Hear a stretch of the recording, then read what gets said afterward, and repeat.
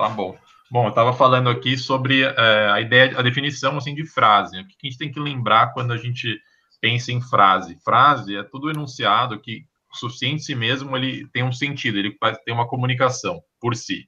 Ele não necessariamente tem algum elemento gramatical em especial, assim. Então não é aquela coisa tipo, tem que ter um verbo, tem que ter sujeito e predicado. Não. Quando você pensa em frase, se a prova te pedir perguntar o que é frase é qualquer enunciado que estabelece comunicação, estabelece sentido, que comunica. Também não pode ser qualquer coisa, né? A gente vai por um exemplo aqui embaixo, tem um exemplo aqui embaixo na apresentação. Vocês estão conseguindo ler a apresentação? Tá uma letra boa? Tá, tudo bem. Tá bom, ó. Tem esse enunciado que eu coloquei aqui, é a última. Deixa eu passar meu mouse aqui para vocês verem. Essa última enunciada que está aqui nesse primeiro slide. De muito pressionados, se nunca tranquilos, os jovens sentem.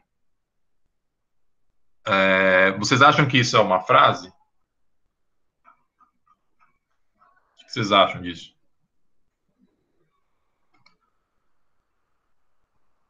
Sei lá, é estranho, né? Tipo, Concordo. É estranho. porque, Tem tipo, sentido, fala né? de uma coisa, né? Fala de uma coisa no começo, sendo que, tipo, no final não tem muito. Não tem muito nexo. É isso, gostei. Eu acho que é uma frase. Quem falou que é uma frase? Eu. Por que você acha que é uma frase? É o José que tá falando? Não, Eric. É o Eric. Por que você acha que é uma frase, Eric? Porque tá escrito ali que tem que ser capaz de estabelecer uma comunicação e traduzir sentidos. Então, eu vejo comunicação em sentido. Então, eu já acho que é uma frase. Entendi. O que você entendeu desse enunciado aí? De muito pressionados e nunca tranquilos, os jovens sentem. Que, tipo, com tanta pressão, os jovens nunca se sentem tranquilos. Isso que eu entendi. Entendi. Mas você acha que tá claro, assim, essa comunicação não tá meio bagunçado, como outras pessoas colocaram, tá meio bagunçado? Ah, tá diferente. Eu posso ter interpretado errado. Entendi. Não, eu acho que. Não, Diga. você interpretou certo, mas, tipo assim, a forma de que foi escrita tá um pouco meio, tipo, meio. A pessoa que escreveu, tipo, não soube meio que formular a frase direito, sabe? Mas eu Sim, acho que isso sim é uma frase porque dá pra entender. entendi. Bom, Daí, assim, quem formulou fui eu, tentando fazer uma coisa justamente meio bagunçada, assim, meio sem sentido, pelo fato das palavras aí estarem em ordem diferente. A frase que eu pensei inicialmente, na verdade, é os jovens, de muito pressionados, nunca se sentem tranquilos. Então, eu estou usando todas as palavras que tem aqui nesse enunciado de uma forma ordenada, que deixa o sentido mais claro. Acho que o Eric entendeu, conseguiu entender, e outras pessoas conseguiram ver a ideia, porque tem os substantivos que estão colocados aí e os verbos, você consegue ir organizando na sua própria mente o que está escrito de uma forma meio bagunçada. Mas é importante a gente entender que gramaticalmente, pensando gramaticalmente, porque você pode muito bem escrever um texto todo bagunçado, ter uma função poética, justamente a bagunça em si pode ser uma coisa que você quer mostrar, assim. Então você escreve de uma maneira não usual, não gramaticalmente correta, para dar um efeito. Mas a gente está pensando um pouco aqui gramaticalmente, estamos pensando em construir um conhecimento para você usar no seu texto. Então, ela não seria considerado gramaticalmente uma frase, porque o sentido aí não está claro, ele não está comunicando com clareza pela bagunça, né? Reordenando ela, como eu coloquei para vocês, ela ficaria: os jovens, de muito pressionados, nunca se sentem tranquilos. Então, a relação aí está muito mais organizada. E aí, bom, avançando, a oração é justamente uma análise, um jeito de classificar um enunciado de uma forma gramatical. É uma coisa bem parecida com uma frase, porque ele geralmente dota de sentido. A única diferença, um elemento aí gramatical, é que tem que conter um verbo e um predicado.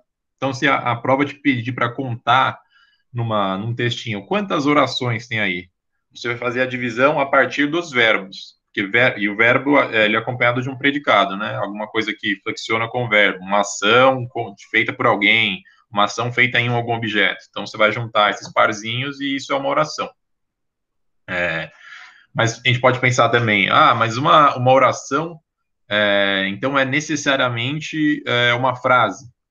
Então, toda oração vai ser uma frase, vai ter o seu sentido em si. Eu lendo uma oração, eu vou entender o que está querendo se dizer? Não sei. Vamos pensar um pouco. Por exemplo, eu trouxe um exemplo, pensando aqui, que eu vou pôr uma palavra, um verbo e um predicado. Convém que. Convém que comunica alguma coisa? Ou tá faltando algo para você dar o sentido real? Porque eu coloquei um verbo e o predicado dele aí. Tá faltando. Tá faltando alguma coisa, né? Convém o quê? Convém que você se apresse, convém que você venha. E aí são dois verbos nessa frase que eu estou construindo. Essa frase, essa unidade de sentido, esse jeito que eu quero me comunicar, ele precisa de dois verbos. Como uma oração é uma unidade que tem um verbo, eu tenho aí duas orações, convém que, e você se apresse, convém que você se apresse, para formar uma frase, para formar uma unidade de sentido. Porque se eu colocar só convém que é um verbo e um predicado, não tem sentido. Convém que, você não me falou o que convém, não tem ainda uma comunicação clara comigo. Então, a oração é uma análise estritamente gramatical, porque ele só quer saber se você tem ou não verbo e predicado. Se não tiver isso, não é, e é uma análise justamente gramatical, assim, isso só vai cair em provas, em questões assim. Frase é uma coisa que a gente tem como sentido, então a gente usa geralmente como um elemento para tudo. Essa frase que você falou, a gente não fica falando essa oração que você falou. Frase é uma classificação de sentido, enquanto oração é uma classificação gramatical puramente. Ficou claro? Sim. Então, lembrar sempre, oração é contar verbo e predicado. Veio um novo verbo, nova oração. Contar oração é sempre se baseia nos verbos. Assinala os verbos, circula o verbo, aí você vai dividir o texto assim, se isso for pedido. Eu acho que não vão pedir mais esse tipo de questão em vestibular, mas só para pontuar para vocês. E o período é também uma classificação gramatical usada para contar uma relação mais ampla, assim. Ele é constituído por uma ou mais orações e possui um sentido complexo. Então, ele não é uma frase em só, então você pode estabelecer hoje eu fui ao cabeleireiro. Isso é uma frase e também é uma oração, porque só tem um verbo. Agora, se eu quiser explicar para vocês isso, eu posso falar hoje eu fui ao cabeleireiro porque eu estou cabeludo. Eu estava cabeludo, né? Então, eu estou colocando uma explicação, estou colocando mais uma oração, porque eu estou colocando mais um verbo, para dar uma explicação para a pessoa que eu estou me comunicando, para explicar. Eu tenho aí um conjunto de orações, é um chamado período composto. Um outro exemplo, Marina me ligou para dizer que não virá mais tarde. Então, a Marina me ligou, a primeira oração, porque tem aí um verbo, ligar. Mas Marina me ligou, pode comunicar, pode ser considerado uma frase. Mas a gente geralmente fala mais coisas, né? Quando a gente tá se comunicando. A gente só não coloca Marina me ligou. Então, estou contando para o meu amigo aí que a Marina, a menina que eu gosto, me ligou. Putz, a Marina me ligou. Ele ia querer saber mais, eu não ia só parar aí. Então, eu falo, a Marina me ligou para dizer que não virá mais tarde na festa. Então, eu estou colocando mais uma oração, mais um verbo para dizer que não virá um terceiro verbo para explicar o porquê que ela me ligou e o que ela quis me comunicar. Então, o período eu coloquei como um enunciado composto por uma ou mais orações. Eu posso colocar um período como uma coisa, Renato caminhou no parque hoje, Flora veio à aula, uma oração, uma frase e um período, ou posso fazer uma coisa composta, explicar as coisas, deixar mais amplo, é chamado período composto. O que é um predicado mesmo? O predicado é o complemento do verbo, porque o verbo a gente nunca usa ele sozinho, né? Então ele é uma coisa bem ampla. Foi o Eric, né, que perguntou? Foi. Eric, é uma coisa muito ampla, assim, é uma coisa que acompanha o verbo. Ele pode conter o sujeito, pode conter um objeto, um complemento. Ele é tudo que acompanha o verbo. Então, vamos pegar uma frase aqui que eu coloquei. Renato caminhou no parque hoje. O predicado de caminhou, que é o verbo, é o Renato, que é o sujeito, e no parque hoje, o local que ele foi. No parque e hoje, né? Não só o local, como quando ele foi. Então, tudo isso que acompanha o verbo, que complementa, que dá sentido ao verbo, que explica o verbo, é o chamado predicado. Beleza. Beleza? Então, vamos seguindo. Aí é que eu vou dar algumas dicas para vocês de como colocar isso que eu estava colocando, né? Pensando gramaticalmente correto. Aquela frase que a gente estava discutindo no primeiro slide é uma frase que poderia, num sentido poético, estar correto, assim, né?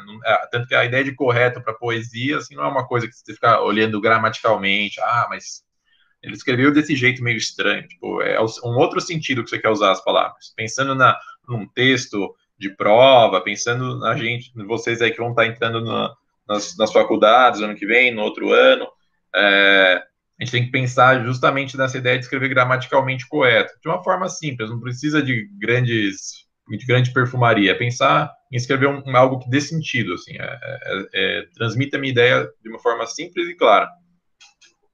Aí eu vou dar algumas dicas para a gente escrever um texto mais claro, né?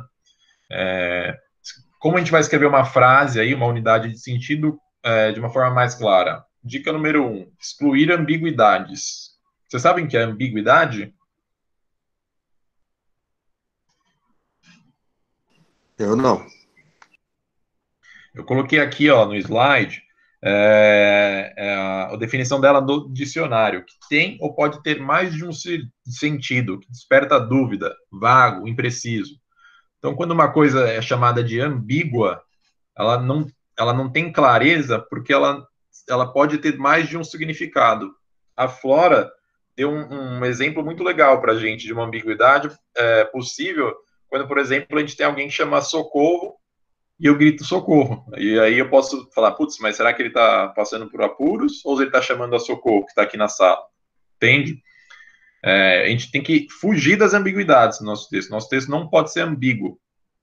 Porque se ele for ambíguo, ele vai permitir ao leitor que ele interprete ele de duas formas. Uma forma que a gente quer e outra que a gente não quer. Então, eu deixei alguns exemplos aqui para... Opa, deixa eu voltar aqui. Eu deixei alguns exemplos aqui para a gente pensar um pouco sobre essa ideia de ambiguidade. O primeiro exemplo, o ciúmes da mulher levou ao suicídio. O que vocês acham dessa frase?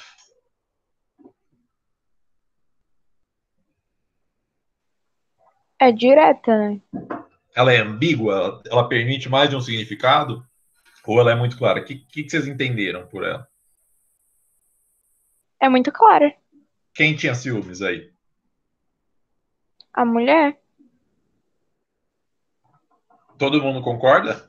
Que quem tinha ciúmes é a mulher?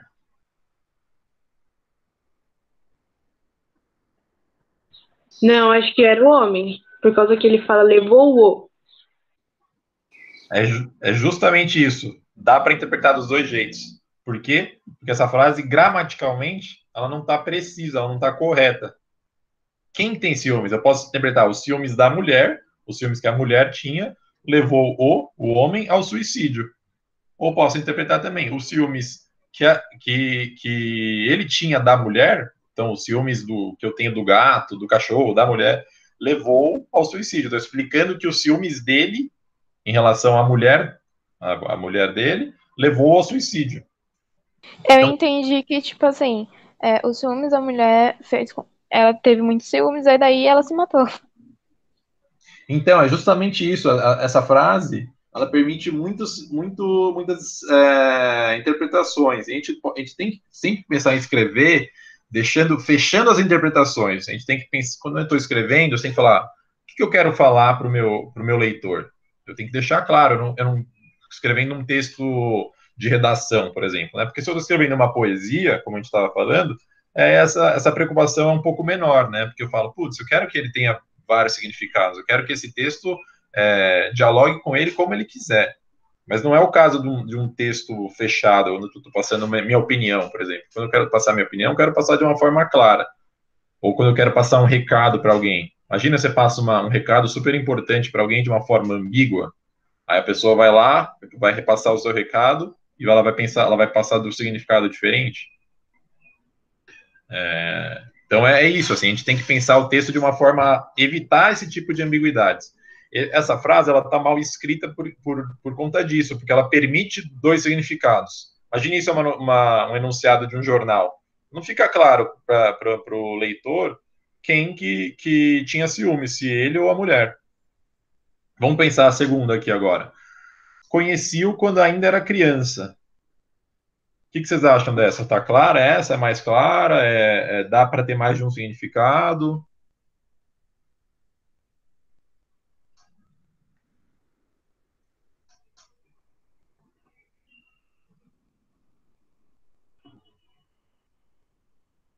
Hein? Muito clara? Acho que é a mesma coisa do de cima, né? Dá pra interpretar de várias formas, de vários jeitos diferentes. Acho que o que tá mais claro aí é a terceira frase. Entendi.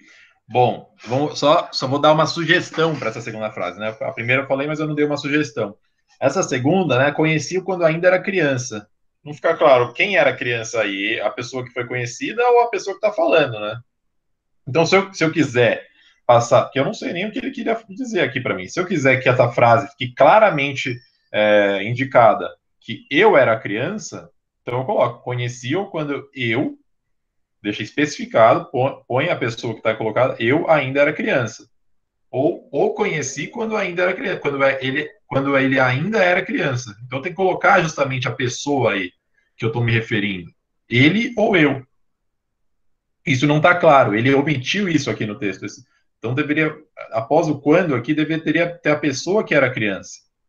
Que é esse conhecido dá margem para a gente pensar que é tanto a pessoa que está falando, que era criança, quanto a pessoa conhecida.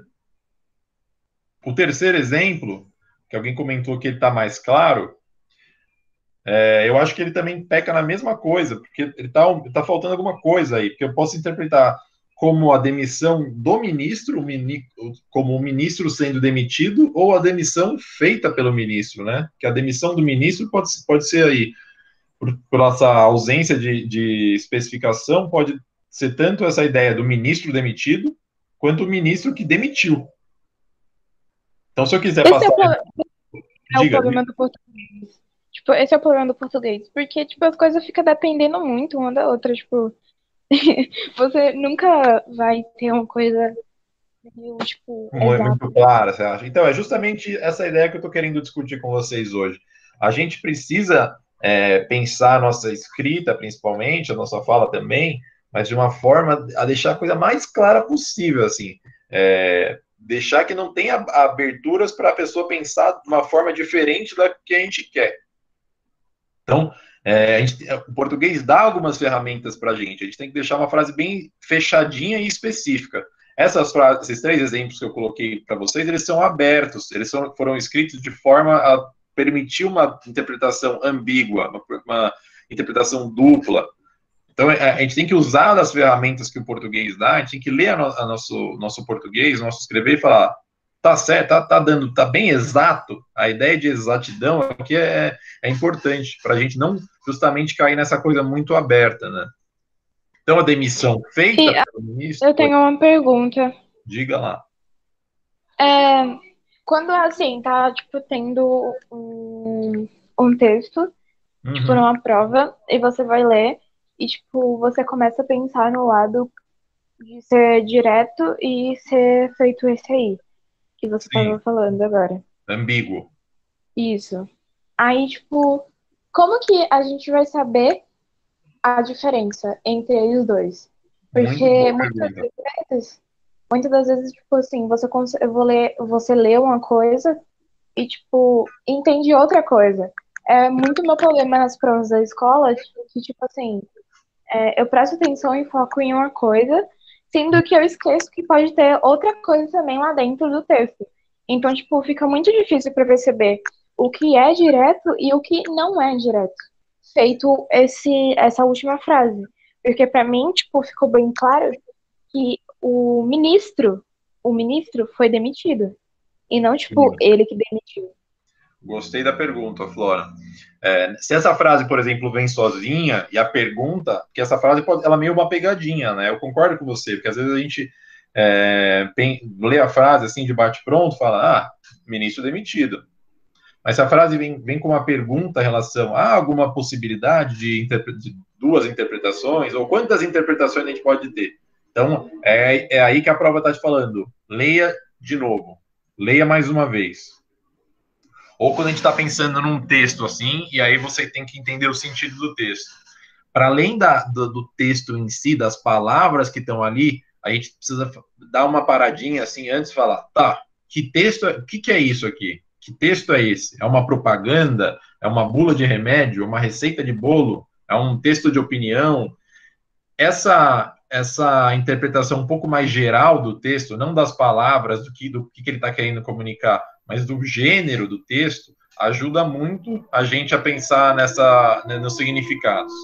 Então, por exemplo, a gente olha lá o texto, fala, nossa, o formato dele está meio escrito em versinhos, acho que isso aqui é uma poesia, isso aqui é uma música.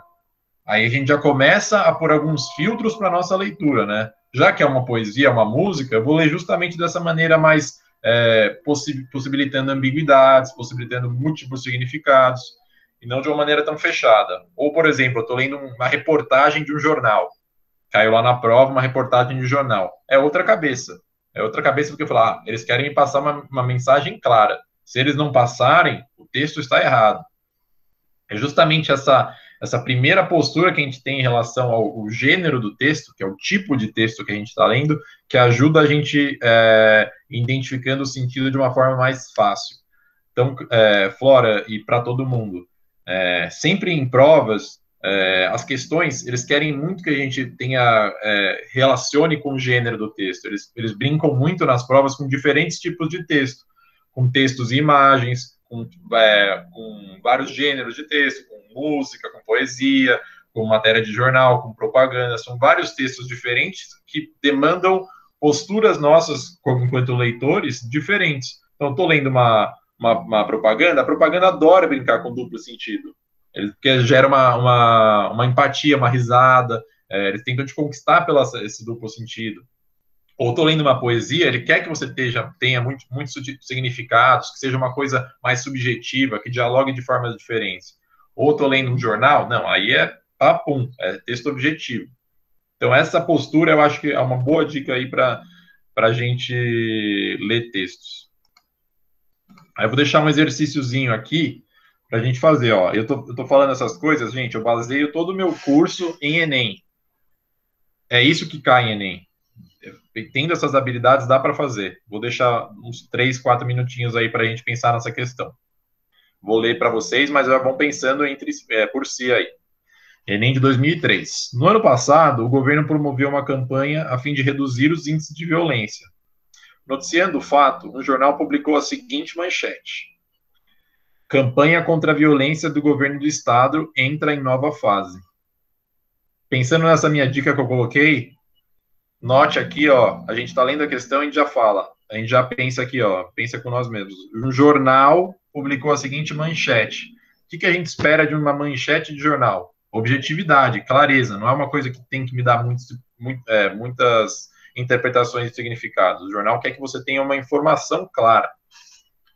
E aí, essa pergunta tá justamente discutindo essa ideia. Tá claro? Tá permitindo outros significados? Pensem um pouquinho aí. E vão pensando na resposta. E daqui a pouco a gente vê o que vocês acham.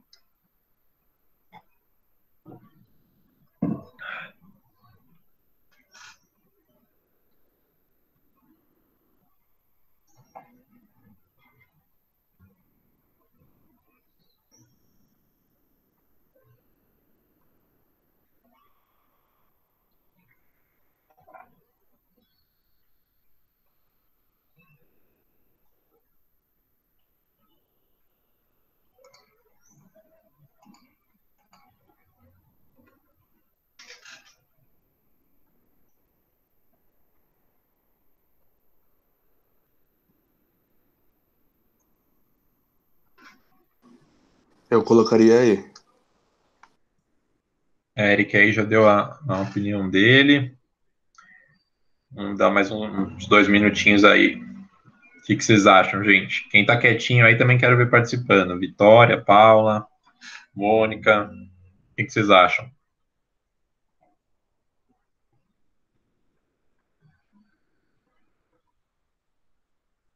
Quem tá com vergonha de falar no microfone pode falar no chat também. Eu tô vendo o chat aqui.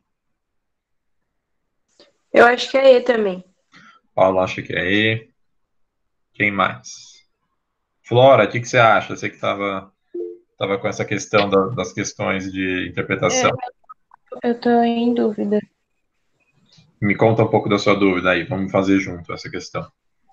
Eu tô em dúvida, tipo, não sei. Eu tô lendo várias vezes a letra C pra, tipo, ter certeza. Eu tô lendo o negócio em cima. Porque, tipo, sei lá, tem alguma coisa que não bate. Entendi. Bom, vou fazer com você aqui, Flora, e aí vamos corrigindo ela. Então, o que a questão quer? Flora, esse é um jeito bom de a gente pensar. O que a questão está me pedindo? A manchete tem um duplo sentido, e isso dificulta o entendimento. Então, a questão quer que eu já me discuta essa questão do duplo sentido. Então, ele coloca, considerando o objetivo da notícia, que é ser claro, uma notícia a gente sabe que é ser claro. Esse problema poderia ser evitado com a seguinte redação. Então, o que ele está pedindo aqui para a gente? Que redação é mais clara para passar a informação que o jornal queria dar, e que, na verdade, ele deu de uma maneira ambígua, que é uma maneira que permite o duplo significado, múltiplos significados. E a manchete, vamos voltar para a manchete. Campanha contra a violência do governo do Estado entra em nova fase. Essa frase é ambígua justamente porque a campanha aqui pode parecer que é contra a violência feita pelo governo, né? Então, você lê assim, campanha contra a violência do governo do Estado entra em nova fase. Eu posso entender que a campanha é contra a violência do governo do Estado, ou posso entender que a campanha é do governo do Estado contra a violência. Por estar escrito de uma forma não muito clara e por isso não correta, ela precisa ser remodelada. Vamos para as opções agora, Flora. A alternativa A, campanha contra o governo do Estado e a violência entra em nova fase. Não é isso, não é? Ele não quer que você ache que a campanha seja contra o governo não faz campanha contra si. Por mais que alguns governos se esforcem em fazer isso, né? B, a violência do governo do Estado entra em nova fase de campanha. Essa é mais confusa ainda, né? A gente tem que pensar que a ideia aí é a campanha do governo do Estado contra a violência. Não está na A, não está na B. Vamos ver a C. Campanha contra o governo do Estado já também está naquele sentido de a campanha ser contra o governo. A campanha quem fez aí foi o governo. Letra D. A violência da campanha do governo do Estado também já se bagunçou inteira. Alternativa E, que é a correta, campanha do governo do Estado contra a violência entra em nova fase. Então, o que essa possibilidade de frase ela fez? Ela reorganizou essa manchete. Ela não precisou colocar mais nada de novo. Ela simplesmente reorganizou as palavras para diminuir a possibilidade de você ter mais de um significado, que é justamente o que um jornal, uma manchete de jornal tem que buscar. Não te permitir duplos significados. Não permitir que você bata o olho no jornal e fala, eita, tem uma campanha contra o governo, vou me juntar. Ou, eita, o governo está sendo violento aonde? Caramba. Não, ele quer que você passe uma imagem clara do que é. Não dá para você ler aquilo e pensar duplamente, pensar que seja uma outra coisa. Então tá aí, ó, alternativa E, muita gente matando aí mais uma questãozinha do Enem para conta de vocês, gente. Pensando aqui mais algumas dicas para a gente pensar uma frase, para a gente pensar um escrever correto. Aqui está a ideia de não utilizarem afirmações sem significado. Pode parecer uma coisa óbvia, mas às vezes a gente está escrevendo de forma tão rápida, a gente está naquela pressão da prova, e a gente está escrevendo aquela redação e, de repente, vem uma frase assim que a gente nem sabe explicar muito bem por que a gente escreveu. E é normal, a gente escreve de maneira pressionada, de maneira rápida, e isso às vezes acontece. mas na hora que a gente vai revisar o nosso texto, uma coisa importante, que é sempre reler o texto, a gente relê o texto, a gente lê ele de uma outra forma, a gente não lê como a gente está escrevendo, a gente lê como um leitor normal, como alguém que estaria lendo o seu texto que você escreveu. A gente consegue perceber esse tipo de coisas. Então, por exemplo, eu coloquei aqui uma frase. Ele morreu miserável porque não tinha nenhum dinheiro. Ora, se ele morreu miserável, ele não tinha nenhum dinheiro. Então, eu estou usando uma afirmação, essa segunda oração minha aqui, do ter nenhum dinheiro, ela é desnecessária, né? Eu estou usando ela aqui, eu estou me ocorrendo num pleonasmo. O que é um pleonasmo? Eu coloquei aqui a definição também do dicionário. Emprego de uma ou várias palavras que repetem uma ideia já contida em palavras usadas anteriormente, como o famoso subir para cima. Quando você fala, eu vou subir, você não precisa falar que você vai subir para cima, porque todo mundo que sobe, subir já significa ir para cima.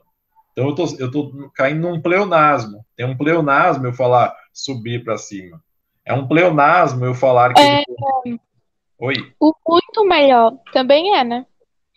não consegui te ouvir, desculpa. O muito melhor, quando as pessoas falam assim, é muito melhor.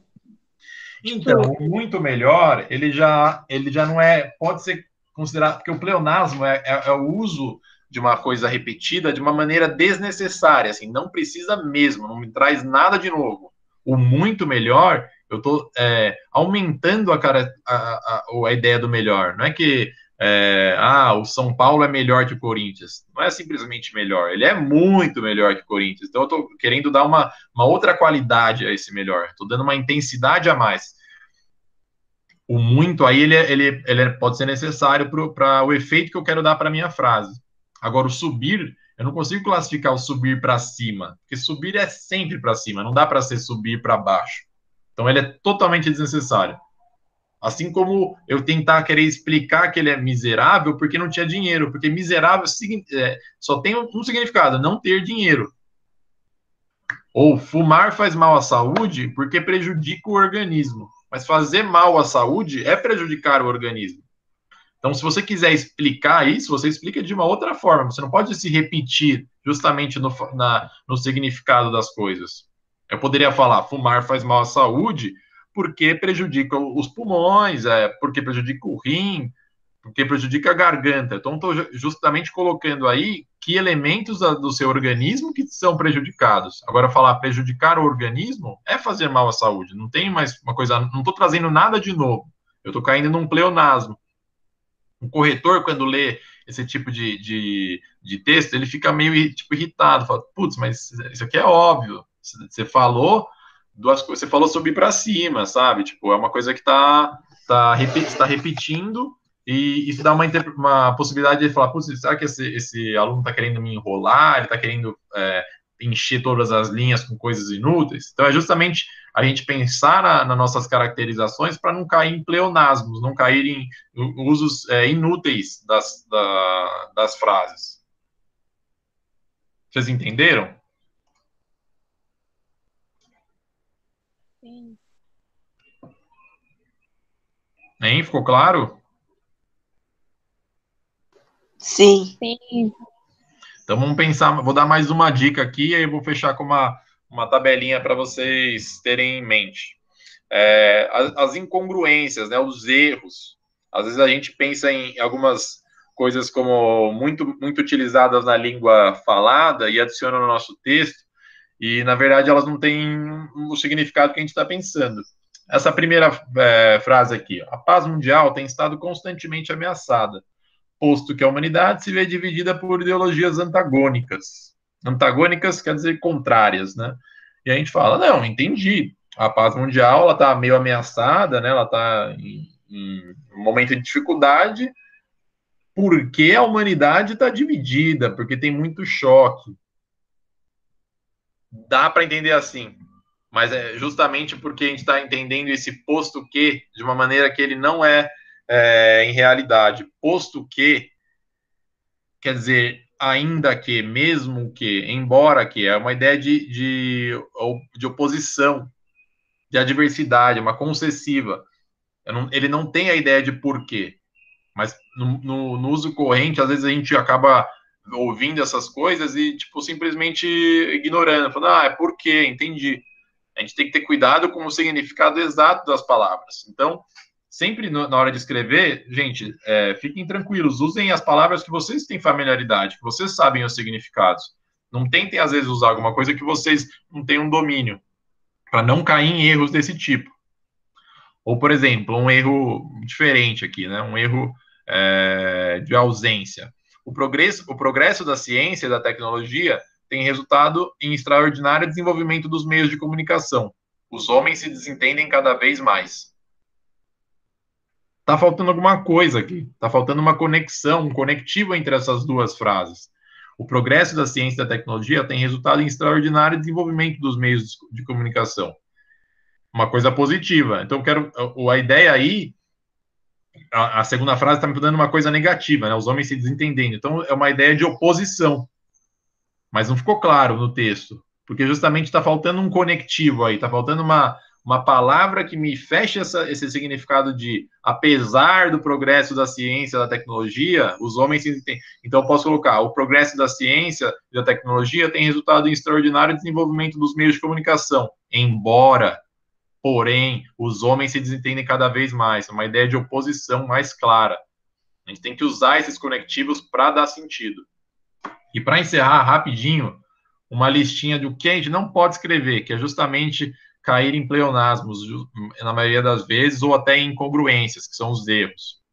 Ambos os dois, ambos, já que significa dois. Uma surpresa inesperada. Surpresa, por definição, é inesperada, senão não seria surpresa.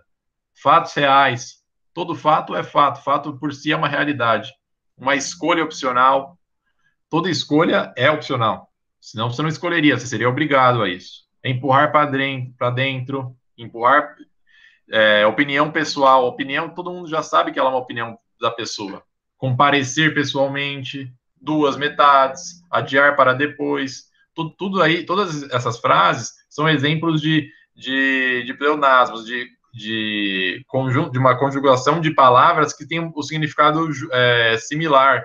Então, elas não estão trazendo nada de novo para minha frase, estão só caindo nessa coisa do subir para cima, que chega a ser engraçado. Então, a gente tem que sempre pensar, ler as nossas frases dessa forma. Será que eu não estou falando nada repetidamente de modo desnecessário?